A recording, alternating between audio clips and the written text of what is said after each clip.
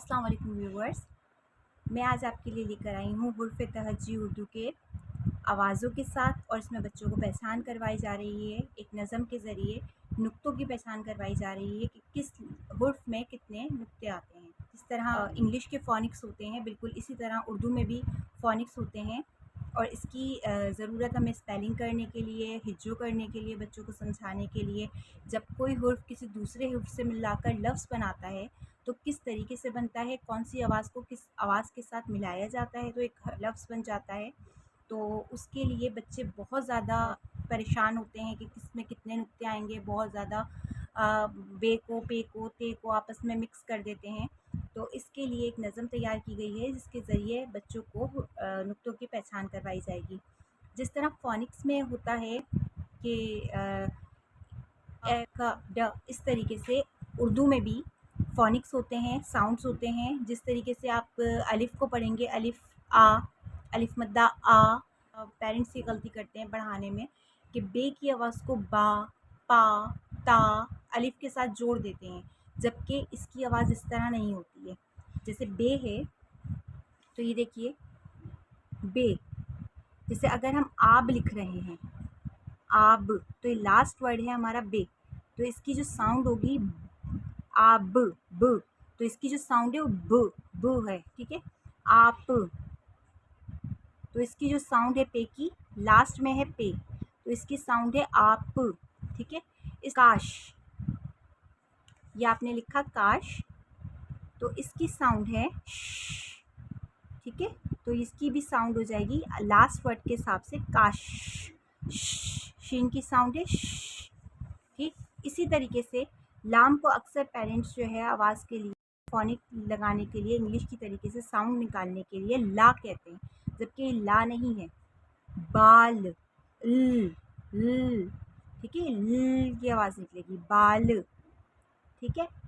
आम, मीम का साउंड क्या होगा, आम, मीम का साउंड है नज़म सुना देती हूँ तो आप वो अपने बच्चों के साथ उसे पढ़ाइएगा, और फिंगर रख रख के पढ़ाइएगा, ताकि, क्योंकि अब हमें पहचान के साथ करवाना है ताकि वो लिखने में आसानी से लिख सकें। ये बड़े बच्चों के लिए है, जब वो ओरली अलिफ पे सीख चुके हैं, नज़म के साथ सीख चुके हैं, पहचान करवा चुके हैं आप, लेकिन नुक्तों में उन लोगों को परेशानी है, तो आप उनको फिंगर रख रख कर ही ये पोएम पढ़ाइएगा।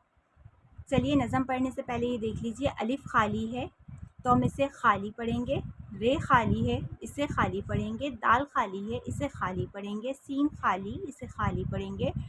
नुक्ते वाले अल्फाज को बे के नीचे एक नुक्ता, पे के नीचे 3 नुक्ते पढ़ेंगे, और टे के ऊपर छोटी तोएं, रे के ऊपर छोटी तोएं, इस तरह से ये अल्फाज पढ़ेंगे। काफ के ऊपर कश पढ़ेंगे, डंडा जो है इसको कश कहेंगे, काफ के ऊपर एक कश, गाफ के ऊपर 2 कश। चलिए मेरे साथ पढ़िएगा। अलिफ खाली, अलिफ कहता है अ, अलिफ मद्दा के सर पे ताज, अलिफ मद्दा कहता है अ।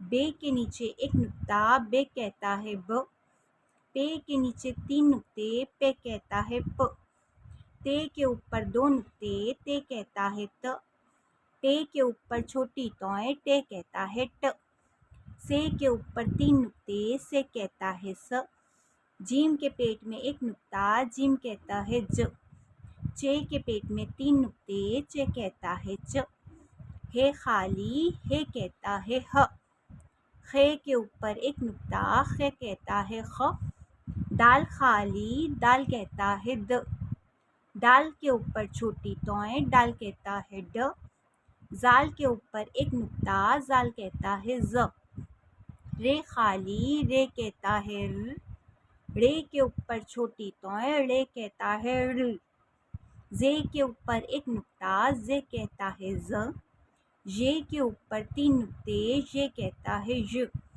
सीन खाली, सीन कहता है स, शीन के ऊपर 3 नुक्ते, शीन कहता है श, स्वाद खाली, स्वाद कहता है स्व, ज़्वाद के ऊपर एक नुक्ता, ज़्वाद कहता है ज़्व, तोय खाली, तोय कहता है तो, ज़ोय के ऊपर एक नुक्ता, ज़ोय कहता है ज़्व, ऐन खाली, ऐन कहता है अ, गैन के ऊपर एक नुक्ता, गैन कहता है गौ, फे के ऊपर एक नुक्ता, फे कहता है फ, काफ के ऊपर 2 नुक्ते, काफ कहता है क। काफ के ऊपर एक कश, काफ कहता है क। गाफ के ऊपर 2 कश, गाफ कहता है ग। लाम खाली, लाम कहता है ल। मीम खाली, मीम कहता है नून के ऊपर एक नुक्ता, नून कहता है वाव खाली, वाव कहता है व। हे खाली, हे कहता है ह। हमज़ा खाली, हमज़ा कहता है अ। ये खाली, ये कहता है य। ये खाली, ये कहता है य। ये हो गई नज़म। अब अगर आप बच्चों को इसके ज़रिए सिखाएंगे तो बच्चे बहुत आसानी से नुक्तों की पहचान कर लेंगे, और जितनी जल्दी बच्चा ये याद कर लेगा उतनी जल्दी उन्हें नुक्तों की पहचान हो जाएगी। ओके पेरेंट्स, यहाँ एक चीज़ देखने वाली है कि बाकी जितने भी पूरे अल्फाज हैं उन सब पे शीन की पूरी शक्ल, आधी शक्ल में शीन के नुक्ते एक ही जैसे हैं, गैन के भी नुक्ते एक जैसे हैं, फ़े के भी। बस सिर्फ ये एक ऐसा लफ्ज़ है जिसमें पूरी शक्ल में और आधी शक्ल में नुक्तों की तादाद मुख्तलिफ है। तो आप इसको बच्चे को चाहें तो ये यूँ इस तरह भी पढ़ाया जा सकता है, ये खाली, या फिर ये के नीचे 2 नुक्ते। ये के नीचे यहाँ 2 नुक्ते नहीं हैं क्योंकि हम सिंधी के हुर्फ़ तहज्जी में ये के नीचे 2 नुक्ते लगाते हैं। तो यहाँ ये के 2 नुक्ते नहीं है, लेकिन आप बच्चों को आधी शक्ल याद कराने के लिए कह सकते हैं कि या ये के नीचे 2 नुक्ते, ये कहता है य। और अलिफ़, जब अगर बच्चा बड़ा है तो ये अलिफ़ के साथ आप अलिफ़ मद्दा के सर पे ताज की जगह अलिफ़ के सर पे मद भी कह सकते हैं। अलिफ़ मद्दा के सर पे मद, अलिफ़ मद्दा कहता है आ। ठीक है, अलिफ़ मद्दा के सर पे मद, अलिफ़ मद्दा कहता है आ। ये के नीचे 2 नुक्ते, ये कहता है य। जैसे आपको सही लगे, बच्चा जिस तरह याद कर सके।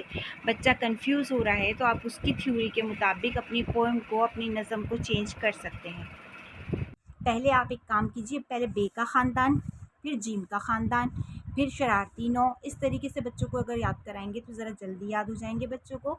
सेकेंडली ये कि आप जितनी पहले स्पीड थोड़ी आहिस्ता रखें बच्चों की। पहले एक ख़ानदान के हिसाब से स्टार्ट करवाएं, फिर पूरी पोएम स्टार्ट करवाएं, फिर उसके बाद लास्ट वन में ऐसा कीजिए आप कि बच्चों को जितनी स्पीड में हो सके ये पोएम पढ़ाएं, और फिर बाद में बच्चों को ख़ुद पढ़ने के लिए कहें कि वो ख़ुद इस पोएम को फिंगर रख रख के पढ़े। जब वो एक दफ़ा ये पढ़ लेगा पूरी पोएम, तो यकीन जानिए लिखने में भी बहुत तेज़ी दिखाएगा आपके सामने। इसके अलावा जब बच्चा इमला करेगा, हिज्जो बनाना शुरू करेगा, तो उसमें भी आप देखेंगे बच्चों को बहुत आसानी हो जाएगी। तो इसी तरीके से जिस तरह इंग्लिश के फ़ोनिक्स बहुत इंपॉर्टेंट है, इस तरह उर्दू की ये फ़ोनिक्स आवाज़ बहुत इंपॉर्टेंट है, क्योंकि हमारी मादरी ज़बान भी है। तो इसलिए बच्चों को ये सिखाना बहुत ज़रूरी है। हमारे साइन बोर्ड होते हैं, जो भी चीज़ें हैं पाकिस्तान में, तो वो इसी लैंग्वेज में होती हैं, हमारी उर्दू मादरी ज़बान में। तो ये लैंग्वेज भी उतनी ही इम्पॉर्टेंट है जितनी इंग्लिश। मुझे उम्मीद है आपको ये वीडियो अच्छी लगी होगी। तो अच्छी लगी हो तो एज़ यूजुअल आप मेरे चैनल को सब्सक्राइब कीजिए, लाइक कीजिए, और बेल आइकन का बटन दबाना मत भूलिएगा। अल्लाह हाफ़िज़।